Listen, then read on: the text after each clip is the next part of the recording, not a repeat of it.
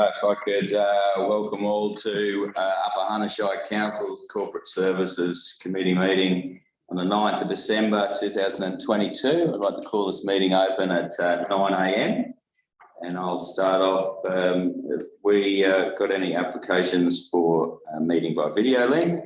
No, Mr. Chair. Negative. And any apologies? Nil again. Disclosures of interest, please. Nothing submitted. Cool. And public participation. There's no public participation registered for this one, Mr. Chair. Excellent. Thank you, General Manager. With all that, we'll move forward into the business items. And Mr. Phelps, if you could please take us forward with Corporate Services 12.1 Financial Summary and Investment Reports. Thank you, Mr. Chair. So we'll just have a look at the result or the financial information summary for the period of October 22 year to date.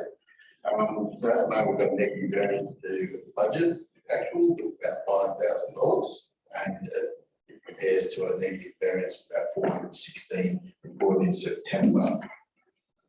The main contributing factors behind that, there is a few up and downs within the revenue and expenditure side of things. On page 4, for the period ended, the main variations have been in regards to a bit about childcare, lower than budget by nearly 130,000. Obviously, the reduction in the early learning centre and early daycare utilisation rate due to the shortage and the COVID still hangover.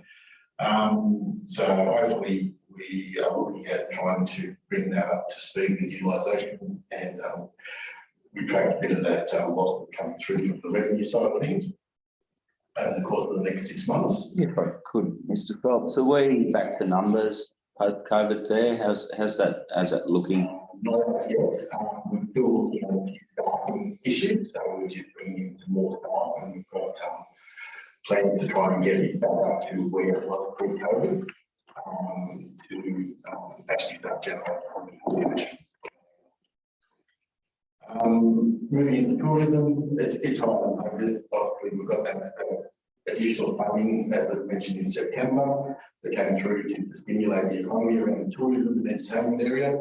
We'll bring into account a upload for that probably next month and the full amount of that actual revenue stream coming through. So obviously offsetting that will be for the events that we're actually holding at this point in time coming through up to Christmas. Waste management revenue higher by 83,000. So a good thing there is that the disposal fees have gone up by at the landfill side by 160,000, offset a little bit by low admin charges for our commercial and domestic waste collection. So it goes up and down a little bit from that. The domestic collection, the domestic annual charge is mainly around the pension over rebates. So obviously that will correct itself coming through. The commercial is down a little bit. Of that number, Mr. Phelps, the 163, as you know, this is of interest to me, this waste management and the involvement of the EPA. Does that include the EPA take on that as well? And what proportion of that is EPA take and that we're giving to the EPA? Yeah. Overall, we do about mid-80s. I think about around the $85 mark per tonne. So every tonne of waste that comes through the door, the EPA gets $85. Oh, thank you. It's quite a significant number, and it's really detracting from our business case. Yeah, and you'll see shortly when I go through the expenditure side that our waste levy is up, obviously with the revenue up. So coming through there. Town planning revenue was higher by 83,000. We had an increase in our development contributions coming through for the month, which was really great to see. So there's a bit of development in the industry. Sporting grounds and venues are higher by about 100,000. So we've had a lot of events down at White Park. Obviously, with the increase in revenue stream there, we have increased the cost as well. So it's pretty well aligned with all situations sitting at White Park at this point in time, but it's getting more and more notoriety amongst the community and also the industry. The Warbirds and air revenue was lower by about 70,000.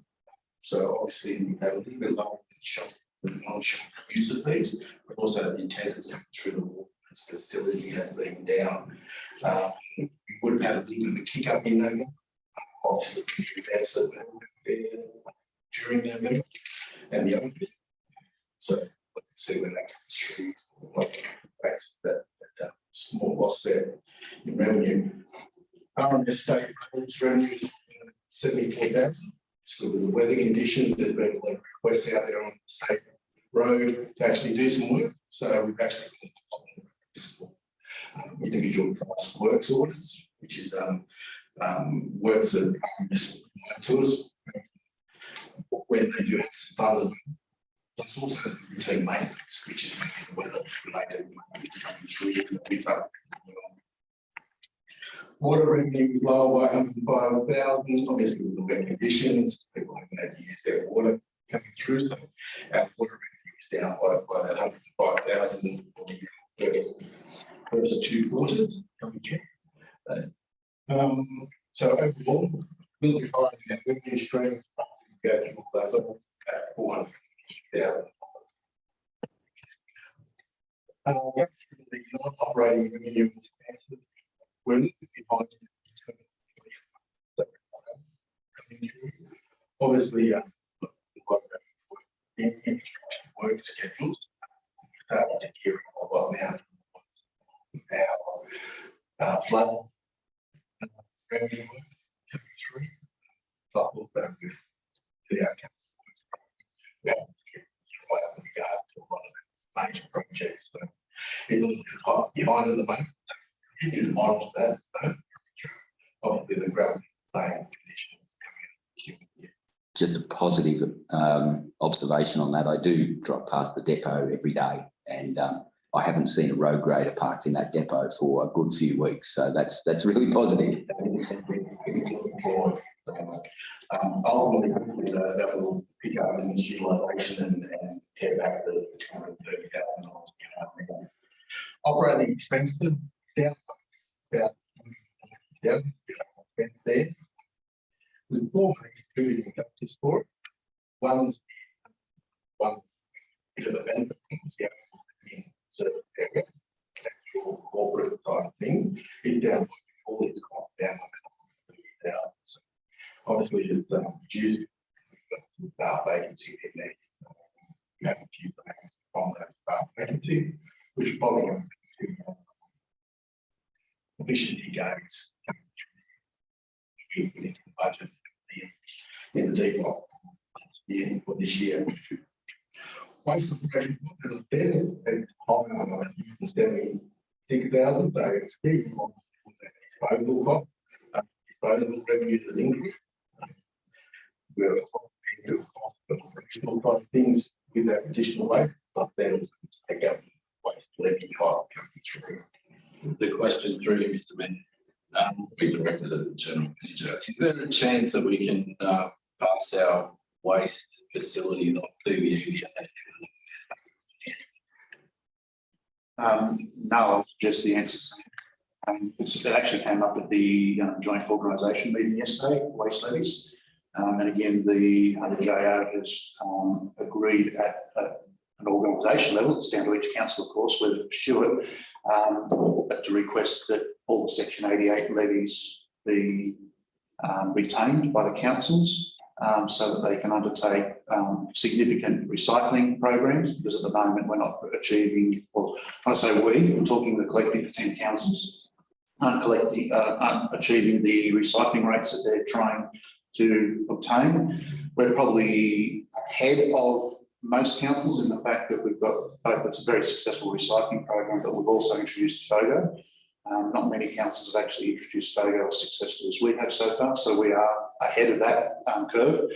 But we do have, and many other councils do have, a very big future liability in landfill reclamation and rehabilitation.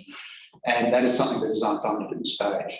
And so the councils of at least the Hunter have asked that EPA provide that Section 88 levy back to the councils in its entirety, or we retain it rather than paying it to them and then returning it to us, so that we can meet the liabilities and try to address the recycling and diversion of waste from landfill. Whether that will happen or not will obviously be down to the EPA and a lot of lobbying. But as far as them taking over the facilities, I would say it's a fairly certain.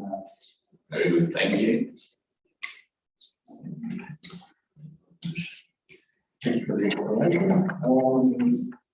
Moving then further down into our sporting grounds and venues, our higher cost there obviously the White Park with the increase in revenue stream, the utilisation of the facility, the cost have also increased there. So a bit of a benefit coming through when you look at the revenue streams is a bit higher.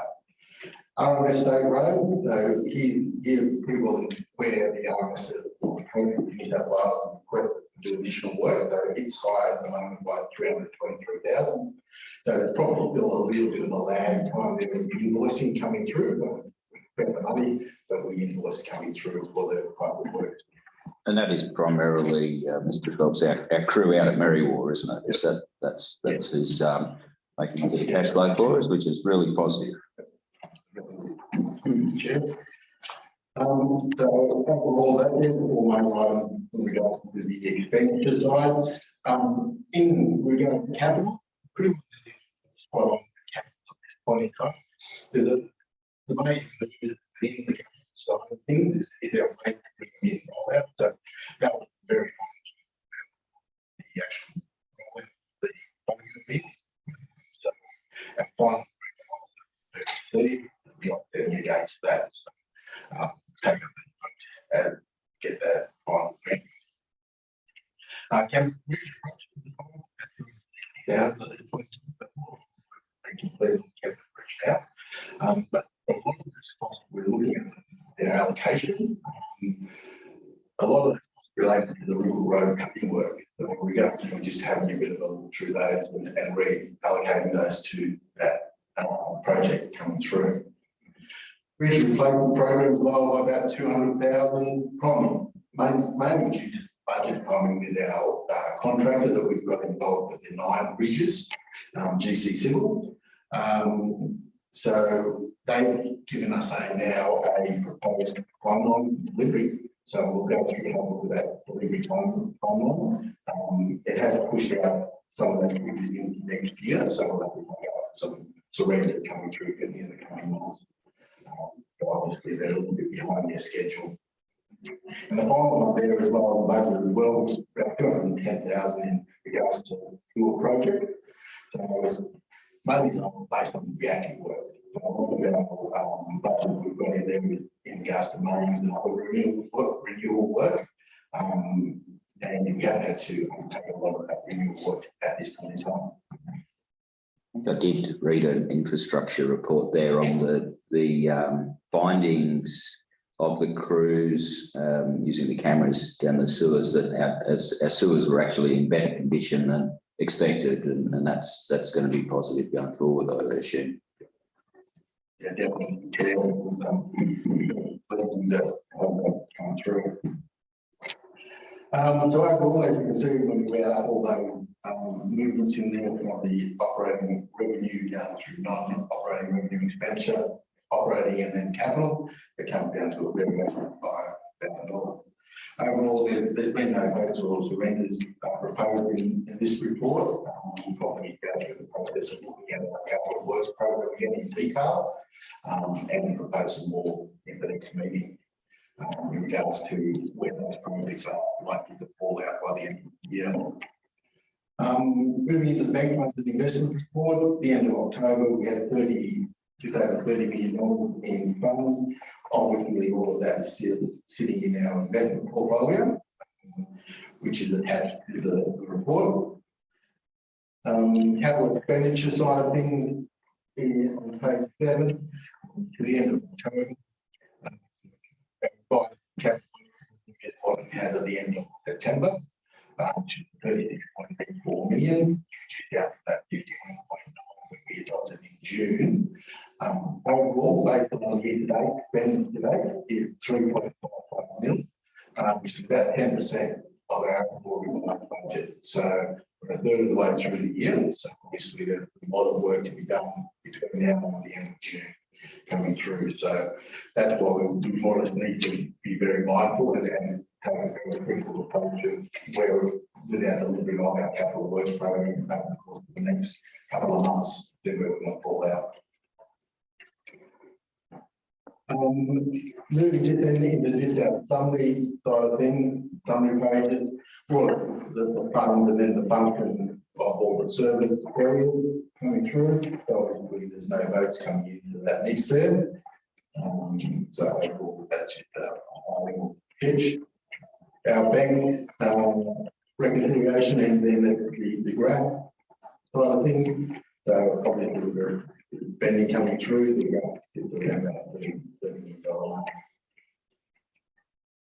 Investment on page 14 just gives you an indication. We've got a number of our lower rated items now starting to come on, which is really good, and we've been getting around that 3.2 mark and 4% mark, which has been quite pleasing coming through.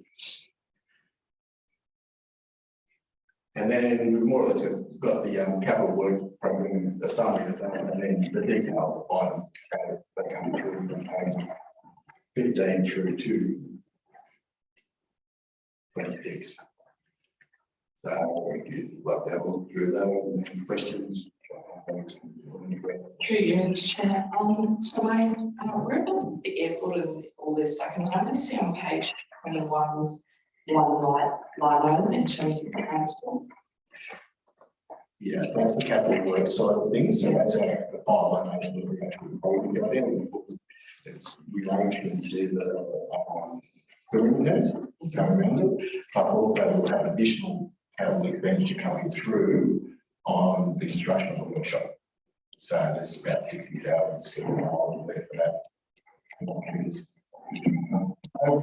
To the airport, in the top there where we have a lot of about 75,000. So through you, Mr. Chair, it's great to have a variation to budget, but without the other figures to do the basic algebra, I can't calculate from that for any of these things what the revenue is, what the costs are, what the net is, or what the budget is, to then know what this means. Yeah.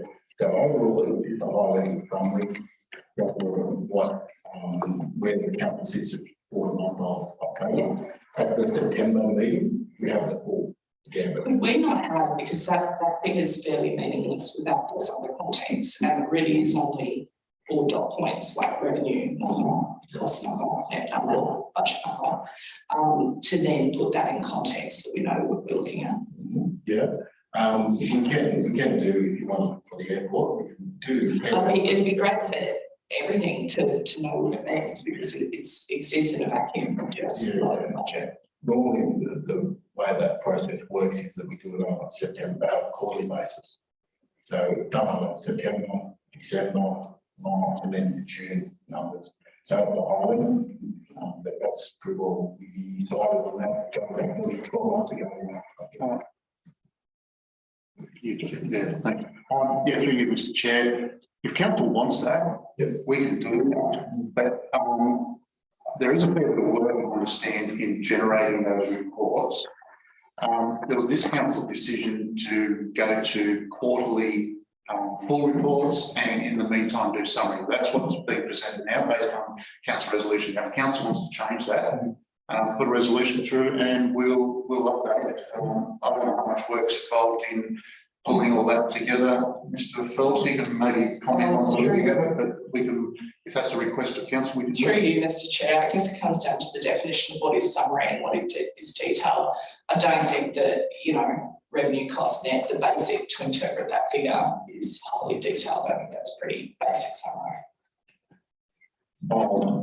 As council, but overall, what we can do, we can probably look at it so like a mid-range report, if you like. We can probably go down to not the nth degree or everything, but we can probably give a high level P&L type of scenario. So we can have a look and just see exactly what council would be willing to have. Yeah, the year to date, the full year budget won't change unless it comes to council for a change. So you won't, that figure will be constant for each report. So councillors can always go back to that figure. The year-to-date figures, it will change. We can provide, well, we'll provide a whole package, but I'll just sort of probably give you some guidance that that annual figure won't change. We'll provide the year-to-date figure if we can. It would be interesting to see revenue costs net, you know, if you don't want to do the budget, and we want to do that every quarter. But to be able to see the revenue costs net is a more real figure than the budget variation figure. Yeah, well, I don't know if the council and the process, the committee is wanting that type of reporting, yeah, not a problem. Definitely go through and do it, and we'll come up with a bit of a hybrid version, if you like, and present it at the next meeting. So I think that will be a meeting before the quarterly reports come out. We're having one in January. I'm just wondering through Mr. Chair, maybe we could circulate something before the next meeting as a template for the committee to say, yes, that's got enough information. It may not have every individual line item, but it may be each activity have the totals. So we'll come up with something. Yeah, through you, Mr. Chair, I'm happy for that to go ahead and trial, but I would like to know the hours count. Because that's something that we don't want to buy. The amount of hours that we put into these, that's why we've gone for the quarterly on them. It's one of the ones that push for it. Because you know, ultimately it was just numbers on a page every month. Through you, Mr. Chair, I think it's more than numbers on a page. Like, No, it was. Yeah. We'll say. All right, no, I'm happy if we can have a quick look at that, and at the present time we do have a very detailed quarterly which has got an extensive amount of work in it, but if we could perhaps, if you're good enough to have a look at a hybrid type of a look at some of those summaries, even in the simplest P&Ls perhaps might be something, but we can have that discussion.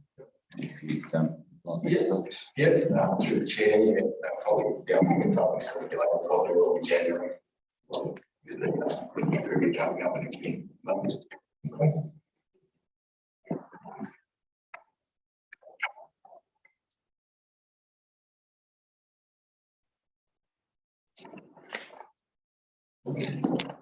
All right, have we got any more questions or discussions on the summary and investment reports there?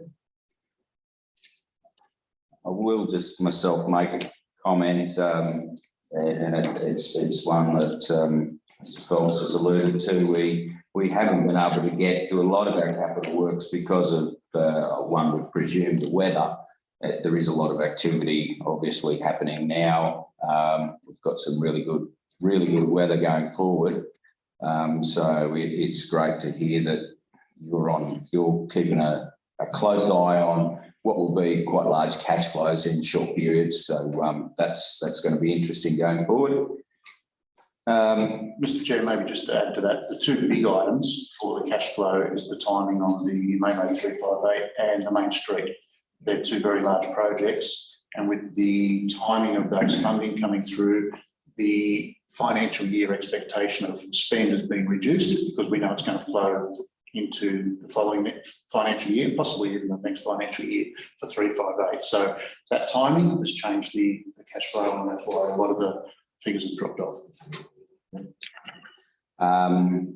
And while we just discussed that, have we got any further information on the funding for the Main Street there? Councillors, there'll be a report coming to the 19th of December council meeting on that project. Excellent. So we'll be able to keep you up to date on that. All right, can I then have a mover for the noting of the financial summary and investment reports? I'll move it, Mr. Chair, with an addition, dot point 5. Recommend council endorse and support the HIO's campaign on Section 88 contributions for the EPA. And dot point 6, I've got these written down, Karen. Make representations to Mr. Dave Laidell about Section 88 and the Minister for the environment. I'll happily second those. That section 88 is a major bugbear for our council, and it is a big liability going forward, and one that I'm more than supportive of combating. And I'm really happy to hear that the JO is working on that as we speak.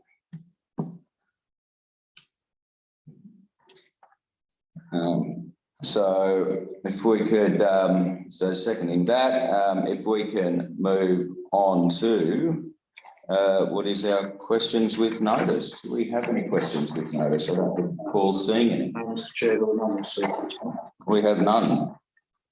All right. Well, I'm just going on a little bit of a ramble here because this is a rather short meeting. But I'd just like to make a few comments if I could. Now, I just scribbled this out this morning, so bear with me. I've been here for 12 months now with our group of councillors that have come through. Although it's been a steep learning curve, it has been really fascinating to be privileged enough to be part of this council group and observe how this council works. My observation from these 12 months are that we have many people within this organisation working extensively to make this community tick. In the past 12 months, I believe we've seen improvement in the delivery of works, with many challenges being put to our operational staff through COVID and through extreme weather hampering all. Financially, we're coming from a place of many major projects. I've observed much consolidation of such loose ends. We've had some headwinds ahead. We have some headwinds ahead with major concerns in areas not addressed by previous administrations, including what we've discussed a lot today is our Section 88 waste liabilities and the conduct of the EPA funding models, which have unfairly taxed the residents of the Upper Hunter. We're here in this place, the continual problems we're having recruiting and retaining staff. I'd like to challenge council to reframe its views on employment conditions, given our financial constraints in this area, and I'd be more than open to the idea of an independent evaluation of our HR processes to enable improvement in this space. I'd just like to put out many thanks to all of the Upper Hunter staff that have worked tirelessly to make the Upper Hunter Shire deliver a quality service to all of its residents. And I'd like to just finish on that, please. Yeah. And without any further comments, questions, we should call the meeting closed at 9:30, please.